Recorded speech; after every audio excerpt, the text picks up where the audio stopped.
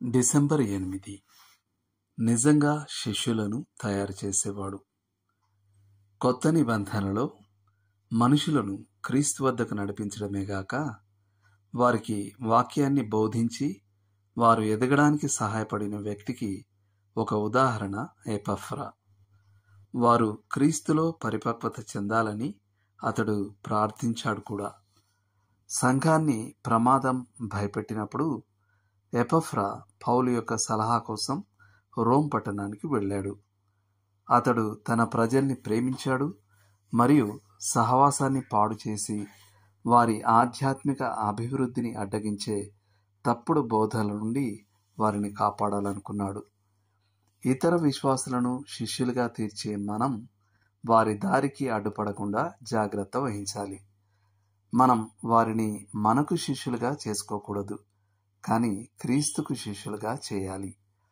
మనుషులు క్రీస్తును ప్రేమించి ఆయనకు విధేయత చూపేలా మనం వారిని ఆయనతో సంబంధంలోకి నడిపించాలి. ఎపఫ్రా తన ప్రజలకు నమ్మకంగా బోధించి వారిని క్రీస్తుతో సంబంధంలోకి నడిపించాడు. కానీ అబద్ధ బోధకులు సంఘంలో ప్రవేశించి వారిని అక్కడ నుండి లాగివేయడానికి ప్రయత్నించారు. మానవ స్వభావానికి దేవునికి బదులు మనుషుల్ని అనుసరించే ధోరణి, సువార్త యొక్క మౌలిక పునాది సత్యాలకు బదులు కొత్తదేదైనా కావాలనుకునే ధోరణి ఉంది. నేటి వచనం: మనమందరమును ముసుగులేని ముఖంతో ప్రభు యొక్క మహిమను అద్దము వలె ప్రతిఫలింపజేయుచు మహిమ నుండి అధిక మహిమను పొందుచు ప్రభువగు ఆత్మచేత ఆ పోలికగానే మార్చబడుచున్నాము. కొరింథీలకు రాసిన 2వ పత్రిక 3వ అధ్యాయము 18వ వచనం. ఇవి కూడా చూడండి.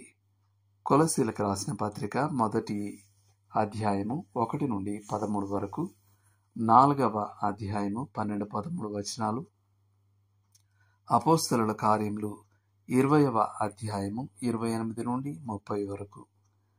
చేయాల్సిన పని: ఎపఫ్రా ఎలాంటివాడో అలాంటి వ్యక్తిగా తయారు చేసిన గుణాలు అని మీరు నమ్మే గుణాలను పేర్కొనండి. మిమ్మల్ని మరెక్కువగా ఆయన వలె చేయమని దేవుణ్ణి అడగండి.